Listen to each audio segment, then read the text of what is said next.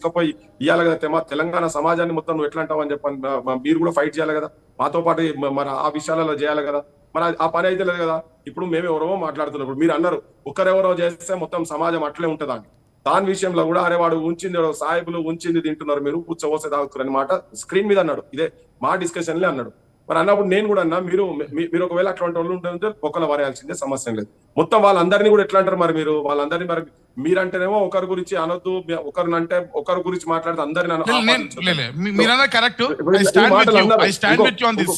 అదే. ఇప్పుడు అందుకనే ఈ మాటలు ఒక్కసారి మీరు ఇందాక బయట చూలే అన్నారు కాబట్టి మీకోసం బయట ప్లే చేస్తాను నేను. ఒక్క నిమిషం. మా నాన్న మా కుటుంబం కూడా రజాకారులకు వ్యతిరేకంగా పల్లెలకు కంటికి నిద్ర లేక పల్లెలను లట్లు పట్టుకొని పల్లెలను కాపాడినటువంటి కుటుంబం మాది. రజాకారులకు వ్యతిరేకంగా మా బోటలను పట్టుకొని మీరు రజాకారులను మాట్లాడితే ఏమనిపిస్తుంది పైసా? ఇక్కడ రెచ్చగొట్టే మాటలు మరి మీలాంటి వాళ్ళు కూడా మాట్లాడాలి కదా. ఒకసారి పుజ్జు గారు, శ్రవణ్ గారు ఇందాక ఆ మాట వినలేదన్నారు కాబట్టి ఒకసారి బయట ప్లే చేస్తాను, ప్లీజ్ బయట ప్లే చేయండి. ఇప్పుడు గుజరాతీ మార్వాడీలు పొద్దువాల 6 o'clock లేచి దుకాణం ఇస్తారు, 7 o'clock వరకు పూజ చేసుకొని కూర్చుంటారు. ఇక్కడ మనోళ్లకు 1000 రూపాయలు సంపాదించేది 2000 వస్తే తాగి అనుకుంటాడు. ఇప్పుడు గుజరాతీ మార్వాడీలు పొద్దువాల 6 o'clock లేచి దుకాణం ఇస్తారు, 7 o'clock వరకు పూజ చేసుకొని కూర్చుంటారు. ఇక్కడ మనోళ్లకు 1000 రూపాయలు సంపాదించేది 2000 వస్తే తాగి అనుకుంటాడు. ఇప్పుడు గుజరాతీ మార్వాడీలు. శ్రవణ్ గారు ఇందాక మీరు చూడలేదన్నారు కాబట్టి ఇది ప్లే చేస్తాను. ఇంకా చాలా ఉన్నాయి ఇట్లా రజాకార్ అన్న సందర్భాలు ఉన్నాయి. అంటే అన్నిటిని ఒక జిగ్నేష్ గారిని ఒక్కరిని టార్గెట్ చేయడం అని కాదు, అంటే వాళ్ళ ఆలోచన ఎలా ఉంది. శ్రవణ్ గారు మాట్లాడండి. ఈజ్ ఎ రిప్రజెంటేటివ్ ఆఫ్ ఏ కమ్యూనిటీకి వచ్చింది ఇక్కడికి. ఆ చర్చలో కూడా ఆయన చర్చలో మార్వాడి గుజరాతీ సమాజ్ సంబంధించినటువంటి అధ్యక్షుని పాత్రలో వచ్చిండు తను ఇక్కడికి, ఏదో ఉట్టిగా వ్యక్తిగా కూడా రాలే ఆయన. సో ఆ సమాజం అన్న వాళ్ళందరూ డిస్టోన్ చేయాలి తనను.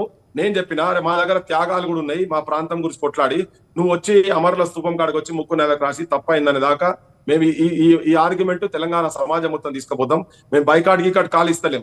ఇటువంటి ఇల్లీగల్ దందాలు ఎవరు చేసినా ఇక్కడైనా ఎవరు చేసినా ఇవన్నీ నేను మాట్లాడినా కూడా ఎవరు చేసినా కానీ తప్పే. వాళ్ళ దగ్గర కొనొద్దు, కొనాల్సిన అవసరం లేదు.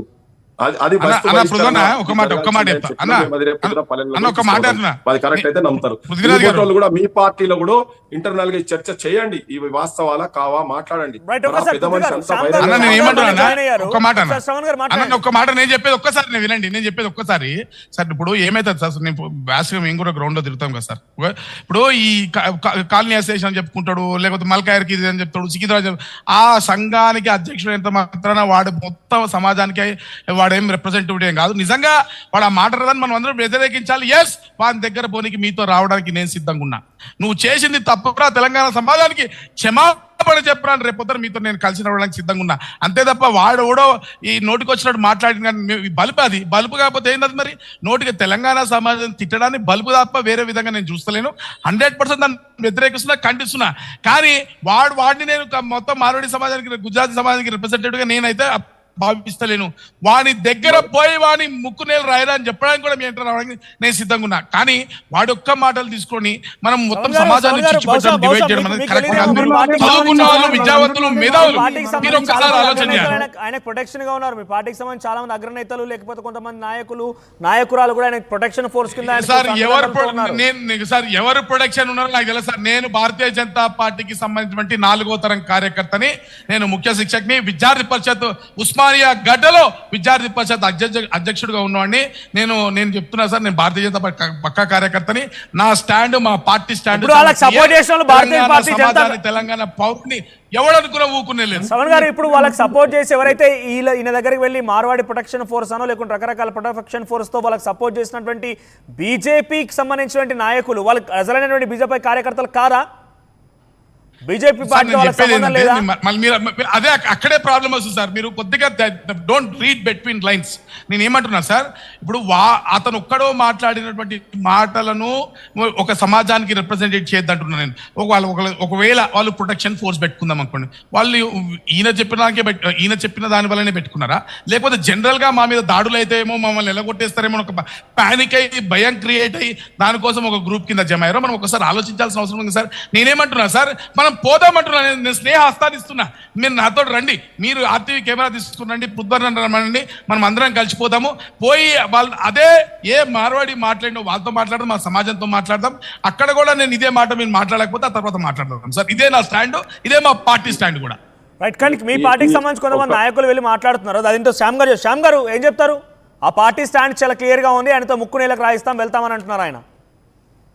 ఆయన ఏమంటున్నాడు? ఆయన క్షమాపణ చెప్పట్లేదు సార్, సమర్థించుకునేటువంటి ప్రయత్నం చేసి, ఎంత అహంకారం అంటే వీళ్ళందరిలో ఇదే భావన ఉంటుంది సార్. నేనేమంటున్నాను, ఆయన ఒక్కడే క్షమాపణ చెప్పినంత మాత్రాన తెలంగాణ సమాజాన్ని మొత్తం క్షమిస్తుంది అనుకోవడం ఆయన పెద్ద పొరపాటు. నేను ఈ సందర్భంగా మేము ఒక్కడే సూటిగా చెప్పదలిచాం సార్, మన ఛానల్ వేదికగా వినాయక చవితి శుభాకాంక్షలు తెలంగాణ ప్రజలందరికీ తెలియజేస్తూ, వీళ్ళు చూడండి, వినాయకుల్ని వీళ్ళ దగ్గర కొనకండి, మన తెలంగాణ ప్రజల దగ్గర కొనండి. పూజా సామాగ్రి మన తెలంగాణ ప్రజల దగ్గర కొనండి. ఘనంగా వినాయకుడి పండుగ చేసుకోండి. ఎందుకంటే వినాయకుడిని ఎక్కిస్తుంటే ఒక పక్కన చేతులు ఇరిగిపోతాయి, కాళ్ళు ఇరిగిపోతాయి. ఇట్లా మీరు సామాన్లు అంటున్నారు శ్యామ్ గారు, మీరు సామాన్లు ఉన్నది అంటున్నారు, కానీ వినాయక విగ్రహాలు అమ్మేరే వాళ్ళు కదా మళ్ళా. మన తెలుగు వాళ్ళు తయారు చేయట్లేదు సార్. మన తెలుగు ఎవరు అమ్ముతారు సార్? మానవుడు ఎవరు అమ్ముతారు సార్? మనోళ్ళే అమ్ముతున్నారు. ఆ రోడ్డు మీద అమ్ముకునే వాళ్ళంతా మనోళ్ళు సార్, మన బిడ్డలు, మన తెలంగాణ బిడ్డలు. ఆ రోడ్డు మీద చాలా మంది నాకు వీడియోలు పంపించారు, చాలా మంది వీడియోలు పంపించారు సార్. మీరు కులవృత్తులు అంటున్నారు, సహజంగా మన దగ్గర మట్టిని తీసుకొచ్చి, చెరువు మట్టినో లేకుంటే కుంట మట్టినో తీసుకొచ్చి శ్రావణ్ గారు, మన కుమ్మరన్నలు మట్టితోని అద్భుతంగా వినాయకుని దాంట్లో కూడా ఇప్పుడు మట్టి విగ్రహాలు అని చెప్పి వాళ్ళే అమ్ముతున్నారు సార్ అని చెప్పి చాలా మంది వీడియోలు ఇప్పుడు కూడా మీరు ప్లే చేస్తా, చాలా మంది ఆవేదన వ్యక్తం చేస్తూ వారంతా వీడియోలు పంపిస్తున్నారు. శ్యామ్ గారు రైట్. సో నేను ఏమంటున్నానంటే, మీరు సామాన్లు కూడా అంటే సామాన్లు వరకు పక్కన పెడదాం, బట్ ఈ ఇష్యూకి సంబంధించి తగలబెట్టేటువంటి పరిస్థితి కూడా వచ్చింది, తగలబెడతామని రకంగా మాట్లాడుతున్నారు. ఒకసారి తెలంగాణ బచావ్ మూమెంట్ అని చెప్పి పిడమర్తి రవి గారు మాట్లాడుకొచ్చారు, ఇంతకు ఆయన ఏం మాట్లాడారు చూద్దాం. పీసీఆర్ ఒకసారి ప్లే చేయండి. మీరు ఆపలేకపోతే నేనున్నాను, గుర్తుపెట్టుకోండి. పిడమర్తి రవి ఉన్నాడు. ఏ కొత్త షాప్ పెట్టినా షాపు తెలంగాణలో పెట్టనివ్వం. పెట్టాలని ప్రయత్నం జరిగితే అది మీ పర్యవసానం మీరు చూస్తారు. ప్రజలారా, మీరు ఆపలేకపోతే నేనున్నాను, గుర్తుపెట్టుకోండి. పిడమర్తి రవి ఉన్నాడు. ఏ కొత్త షాప్ పెట్టినా షాపు తెలంగాణలో పెట్టనివ్వం. పెట్టాలని ప్రయత్నం జరిగితే అది మీ పర్యవసానం. రైట్, ఇది ఆయన మాట్లాడిన స్టేట్మెంట్. శ్యామ్ గారు ఏం చెప్తారు? సార్ నేను మిమ్మల్ని అర్థం అనుకుంటా సార్, ఆయన స్టేట్మెంట్ మీరు సపోర్ట్ చేస్తారు చెప్పండి సార్. ఒక విద్యావంతులుగా మీరు